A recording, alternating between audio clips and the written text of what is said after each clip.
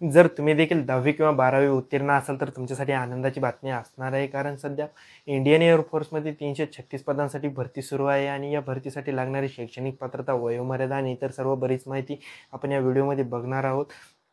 तर व्हिडिओ सुरू करण्याच्या अगोदर तुम्ही जर व्हिडिओवर नवीन असाल किंवा चॅनलवर नवीन असाल तर चॅनलला आत्ता सबस्क्राईब करा आणि व्हिडिओला लाईक करा. तर माझं नाव आहे सम्यक बरे आणि तुम्ही बघत आहात दररोज नोकरी.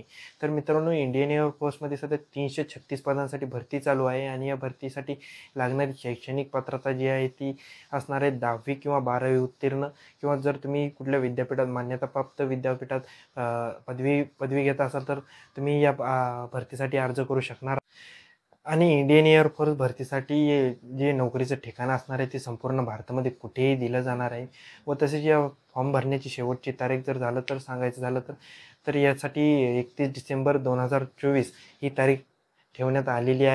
आणि इंडियन एअर फोर्स भरतीचा अर्ज जो आहे तो ऑनलाईन पद्धतीने करायचा आहे.